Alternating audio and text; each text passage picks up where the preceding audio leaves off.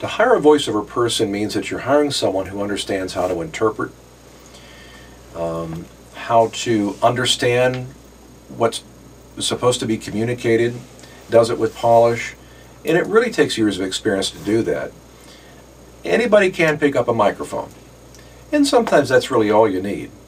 But if you want to make an impression, on a group of people and make it polished and make it good, you really need to look for a professional voiceover person, because it really makes the copy, it really makes the script come alive. Once you find that voiceover person, you need to make sure that you have to let them know this is going to be a 5-minute project, a 10-minute project. How much is that going to cost? You don't have to pay top dollar for it. I don't recommend that. You can. The late Don LaFontaine, who did Movie Trailers, made $5,000 in 15 minutes. You know, we're all on a budget. We understand there needs to be value to what you're getting. But make sure that your price is something that's reasonable that you can live with. That's really important. And then you move on from there. But how hard it is to select somebody, there's a lot of voiceover people out there.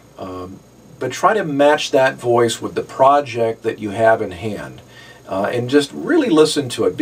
Have a critical ear and try to listen to match that. I remember when I started doing voiceover work, and I would say certain words, and I would think that those words, I made them operative. You know, voiceover work is almost kind of like an opera if you think about it.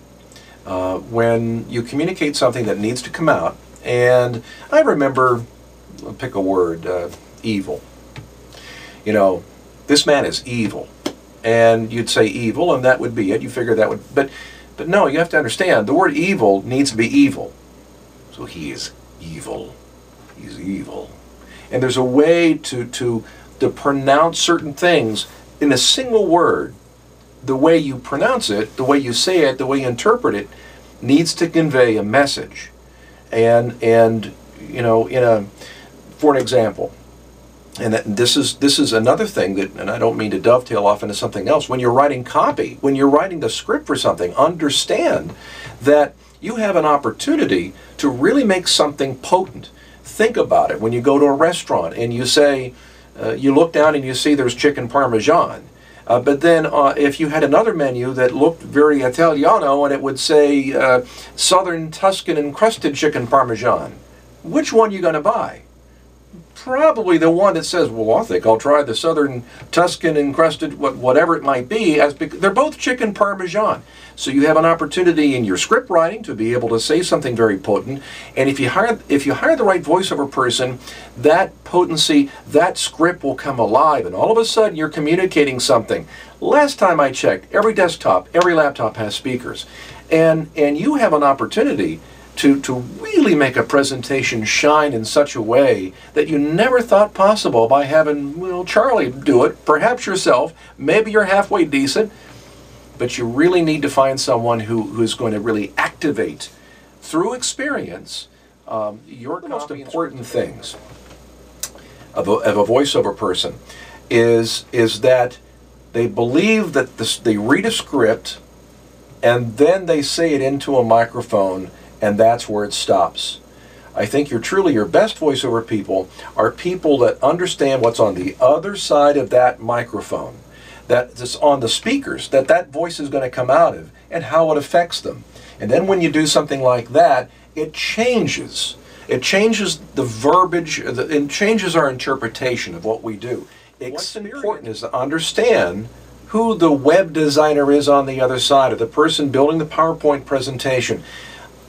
What are their needs going to be? They've already spent some pretty decent money in getting the things that they need, their software and everything else, and they're going to try to make money.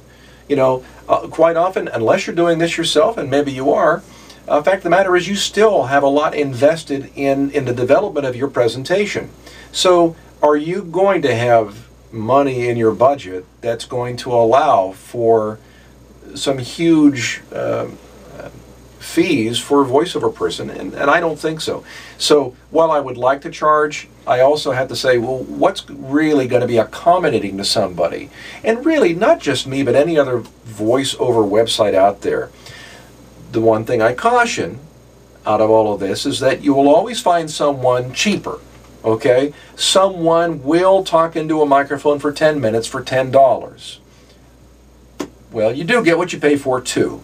Somewhere in there is an answer. So it's not always the cheapest, but I don't think it has to be, nor should it be the most expensive, because that's not going to be good for me, because I'm not going to see you come back, and it's certainly not going to be good. We've developed voice talent to be able to accommodate a lot of people, and those boxes that I have, the first 3 boxes, are for like basically 30 seconds, a minute, 2 minutes. But let's say it doesn't fit into that. Some presentations, many presentations, go way over that. You're going to need a custom package that's going to allow you to accommodate a 5, a 10, a 20, a 30-minute presentation. We understand that. Life doesn't always fit inside of a box. Handmade tube microphone built in Crafton, Pennsylvania. The cost of the mic is about $3,700. You don't buy these at Best Buy. It's a gold flaked screen pickup coil on here, and it sounds very warm. It sounds really good. And if you're doing something that needs to be heartwarming, you need something that has some real depth to it, this is the microphone that I choose. This microphone here, a Neumann German-made TLM 103. It's not necessarily expensive, although it is around $1,300. But it has a very good presence to it. So depending on the application, I might use this mic, I might use that mic. I have other microphones here as well. The equipment, we use tube processors. And you say, well, tube, that went out in the 50s or the 60s, didn't it? These are Class A tubes. These are built in configurations and things that are like military spec. So when you're leaving a quality microphone and you're going into some of the processing equipment, you're going into the very best, top-of-the-line processing equipment there is. Then once you come out of that, we go digital. We go to pure digital. Digital is a wonderful is a wonderful tool to have, but unfortunately, most of the complaints that we've always heard from digital is that it's sterile, that it just doesn't have anything because it's just too perfect. Well, it's all right to be perfect. That's where some of the tube front end comes in at, whether it be the processing or some of the microphones that we use. So by the time you get it into the board, then it has to go into a quality sound card, into a computer. What bit rate do you use? A lot of people use 128 kilobit. We use 256 if it's an MP3. Some people want it as a WAV file. That's fine. You have to have the ability on some phone systems to do kind of a cryptic WAV file, like a 8-bit ULAW WAV file, and you can say this is what I want. So you have to have the ability to be able to have the right equipment, to be able to have it sound good on the front end, have it go through a pure digital board, a top-of-the-line type of interface in your computer, and to be able to convert it to the type of bit rate that would be most accommodating for the final project. So the turnaround should always be the same day. So if you send something at 11 o'clock in the morning, by 5 o'clock, you really need to make sure that's done. Quite often, I'll have it done within the same hour. I mean, the turnaround is paramount. Look, this past weekend, I was here. I worked on some things on Saturday, and I worked on a few things.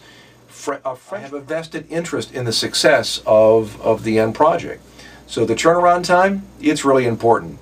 Unless, of course, you say you have an hour or 2 hours worth of audio. It becomes almost physically impossible because it doesn't take you an hour to record. It takes many hours to record because there's starts, there's stops, there's edits. You're not happy with how you said something, so you'll go back over it, you'll make an edit. So an hour-long an hour-long audio doesn't take an hour to do. So sometimes things become physically impossible to do in an hour. But the turnaround time is paramount, especially if you're talking about a 2 or 3 minute project. For me, the dedication has always been the magic of talking into a microphone and how it comes out of the speaker. To me, it's always been magical. And I've always been dedicated to the end result of what someone thinks about how someone feels when they hear something communicated well. And I've always been dedicated to that. So consequently, from the time I get up in the morning and I do my work until the time I get done at the end of the day, this is it. Other than my family, this is my second best friend. So I'm not going to take anything away from someone who does the arc welding by day and the voiceover by night. because they love it, and maybe they are good at it. But I think the more dedicated someone is to a profession, they live and they eat and they breathe what it is they do, usually you find someone that's going to really want a good outcome.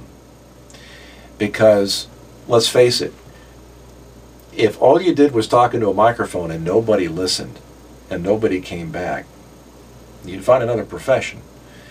So it's imperative that what you do, people love, people believe in, you know.